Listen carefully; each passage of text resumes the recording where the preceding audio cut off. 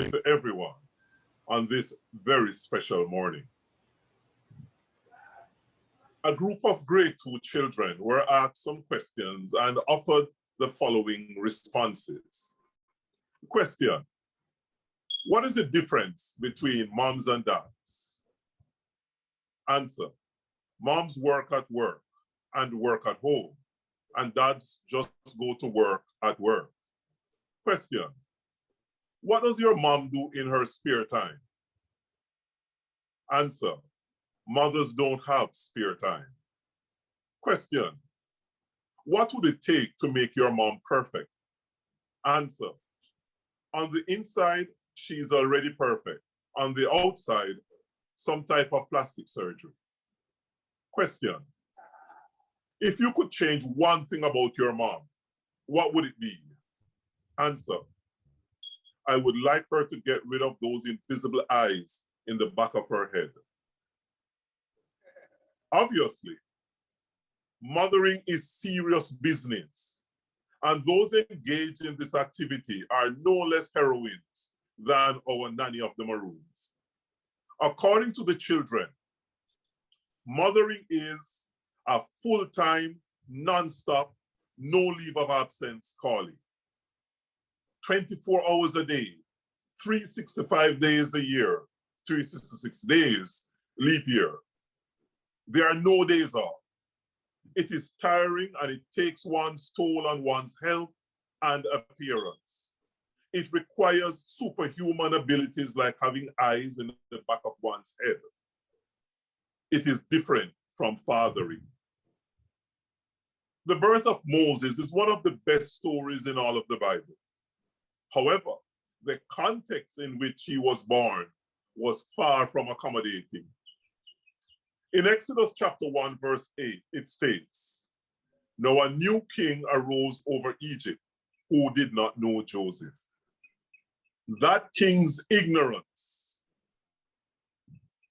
was the beginning of sorrows for the Hebrews who were an enslaved people in Egypt." Moses came from that clan, the Hebrews. The very country that their kinsman, one of their own, Joseph, had cleverly and successfully guided through 7 consecutive years of abundance, followed by 7 destructive years of absolute famine, had now turned, this king had turned against Joseph's descendants.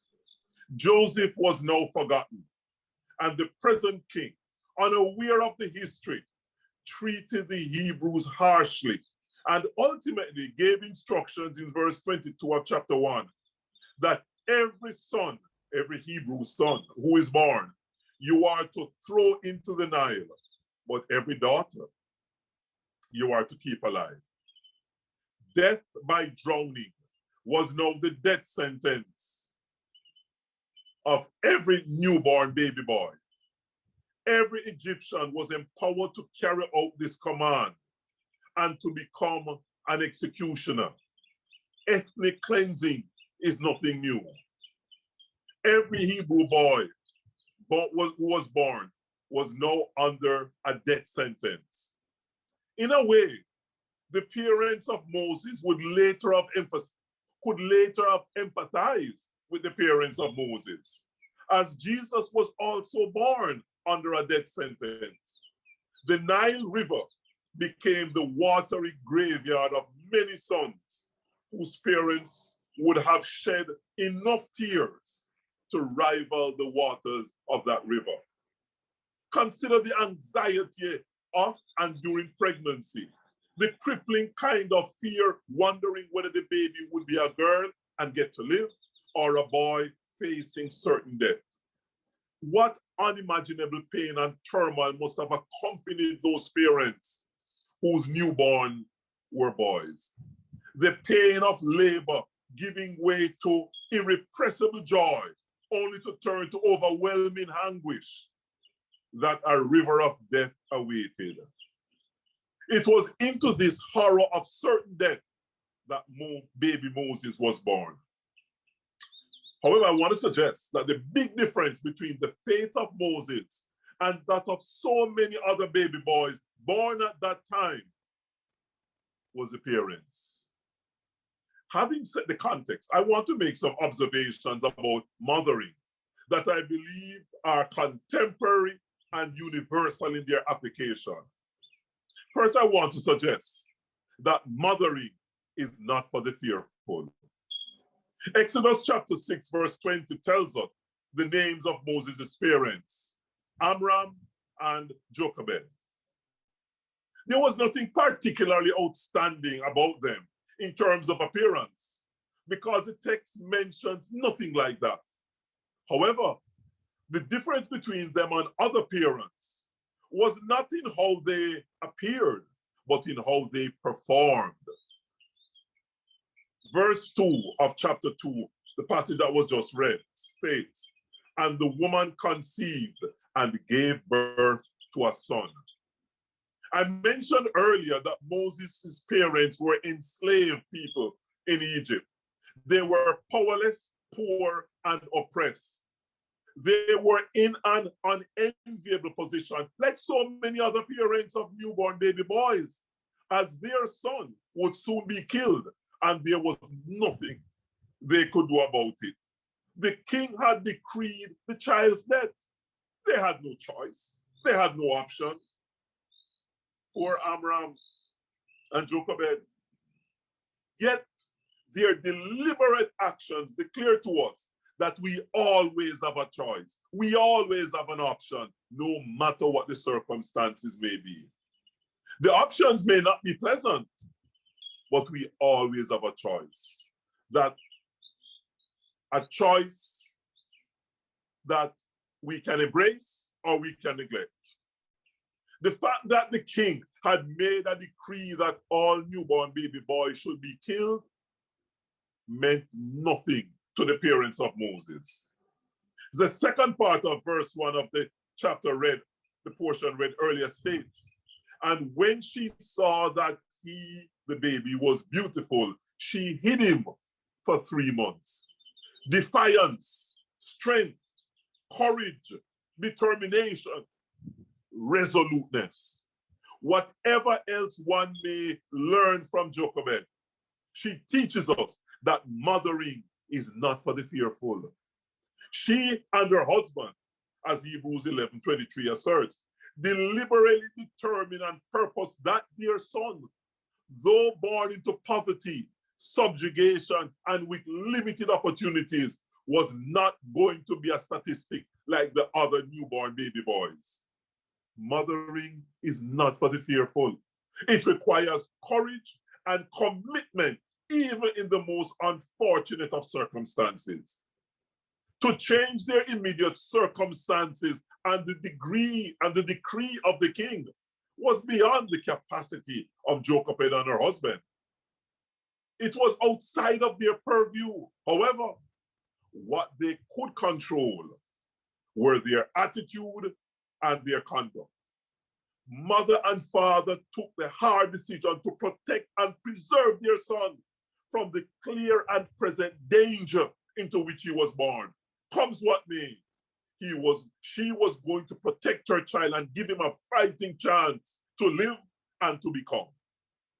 I want to suggest that every child born today, growing up in today's world, is under the sentence of death.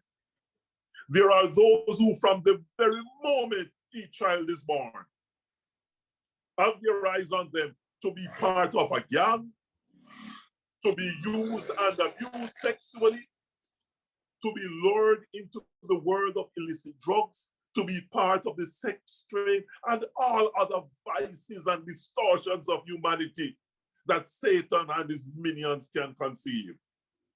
With all the arrows of hell pointing at our children, perhaps the worst of it is that too many of our children are born in circumstances where those mothering them are so fearful that they have abandoned them to the forces that only want to destroy them.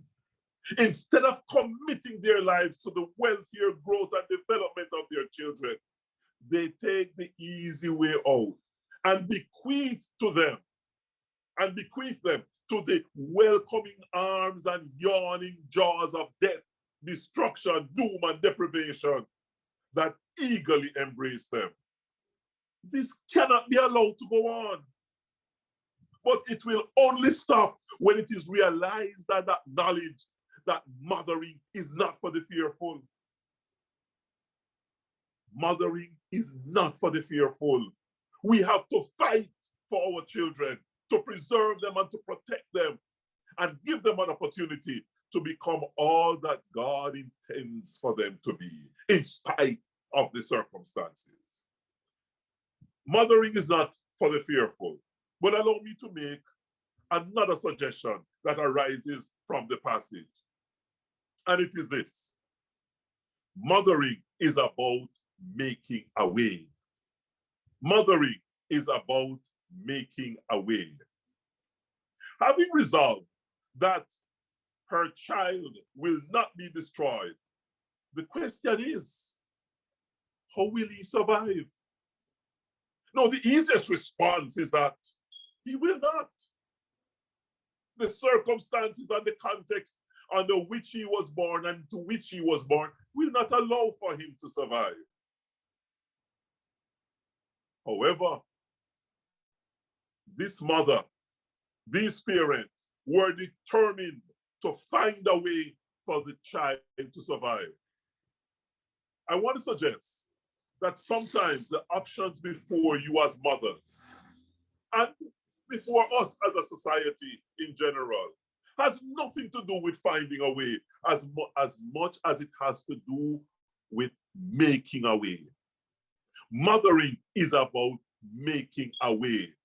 Mothering is about ingenuity, creativity, and being resourceful. It is about using what we have to create what we need.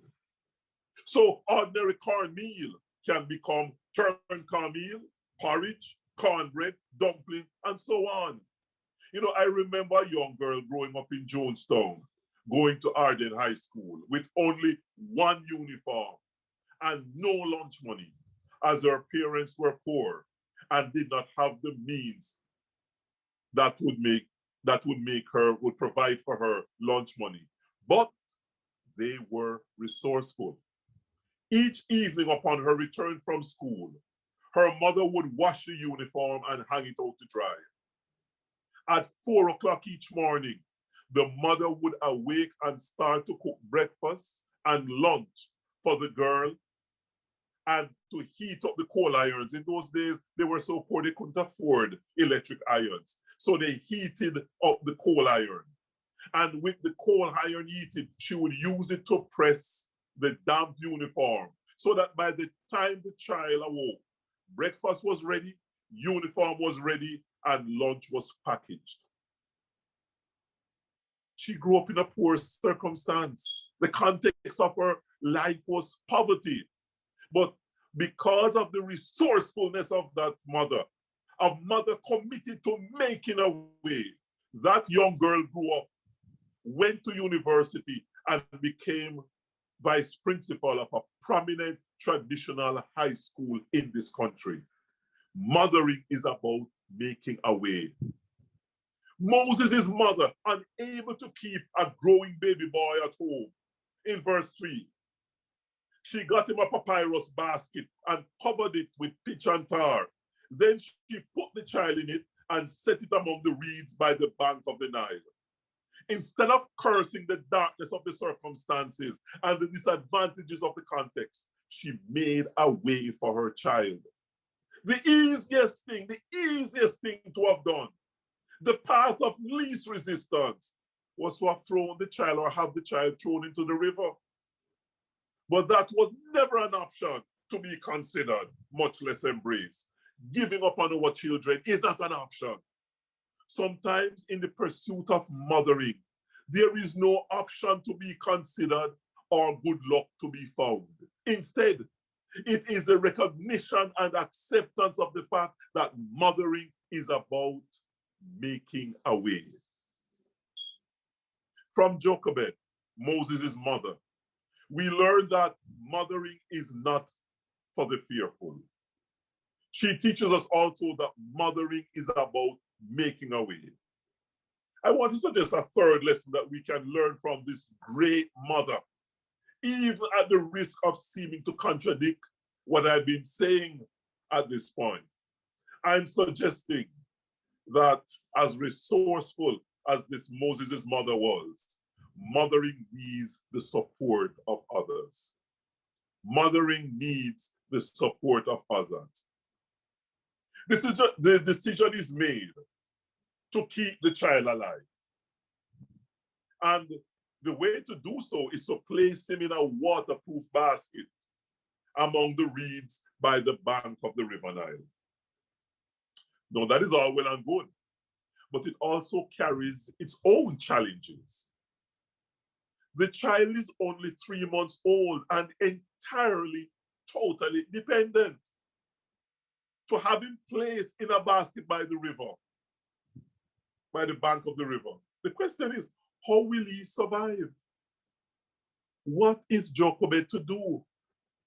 As a good mother, she seeked and sought for someone to share her vision and someone who was willing to support her mission, the mission of life.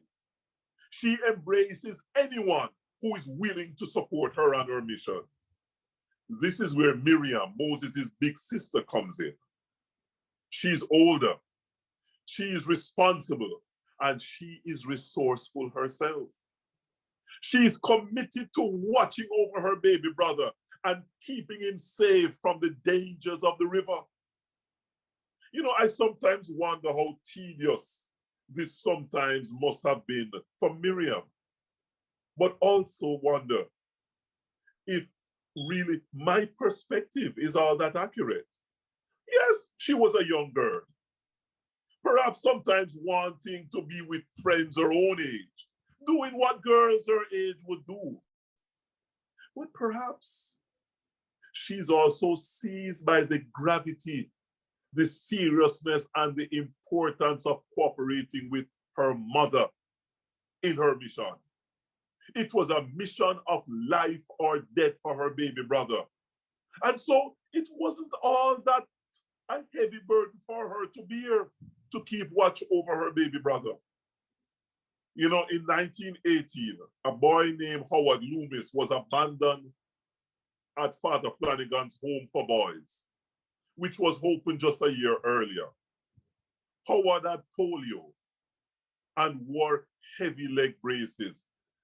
And there are some persons around today who have suffered from polio, and it has affected their ability to walk, so they have to walk with braces. Walking was difficult for Howard, especially when he had to go up or downstairs. Soon, several of the home's older boys were carrying Howard up and down the stairs on their backs. One day, Father Flanagan asked Reuben Granger, one of those older boys, if carrying Howard on his back was hard. You know what Reuben replied? He ain't heavy, Father. He's my brother. You know, one of the great singers, composers of yesteryear, Neil Diamond, wrote a song with the same title. He ain't heavy, he's my brother. The lyrics of which go like this. The road is long, with many a winding turns that lead us to who knows where. But I'm strong enough to carry him. He ain't heavy, he's my brother. So on we go. His welfare is my concern. No burden is he to bear. We'll get there. For I know he does not encumber me. He ain't heavy. He's my brother. If I'm laden at all, I'm laden with sadness that everyone's heart isn't filled with the gladness of love for one another. It's a long, long road from which there is no return. While we are on the way to there, why not share? and the load doesn't weigh me down at all.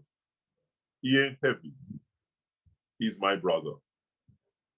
And the chorus says, he's my brother. He ain't heavy. He's my brother.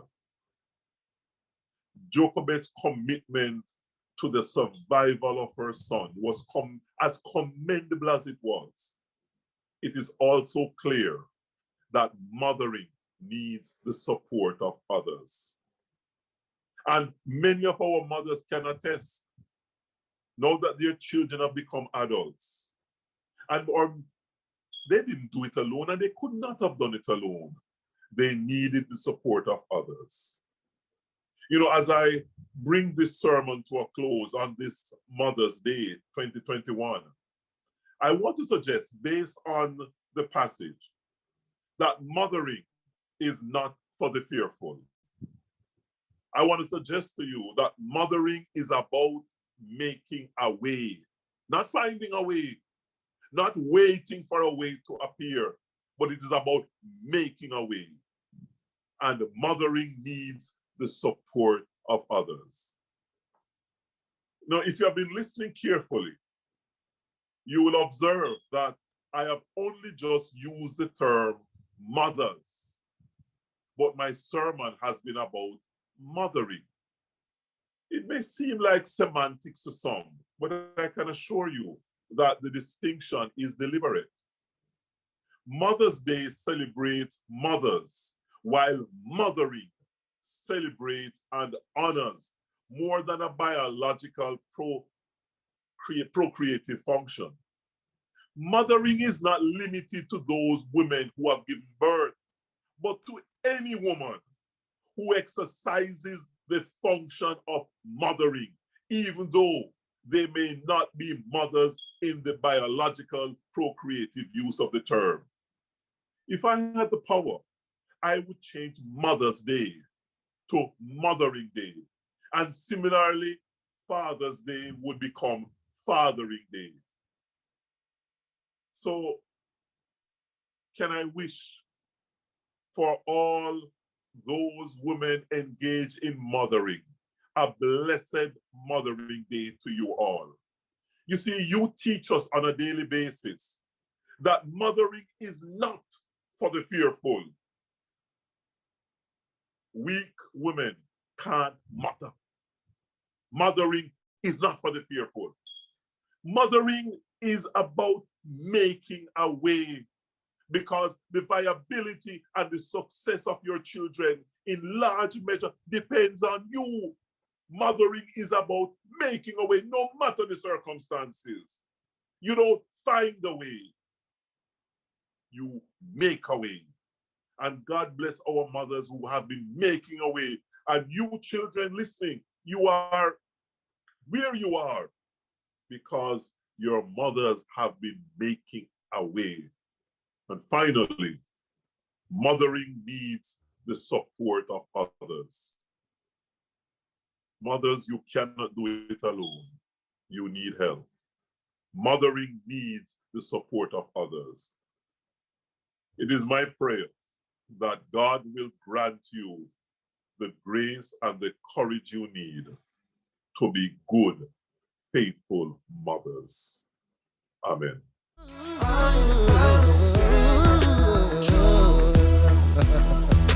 Everyone just say it.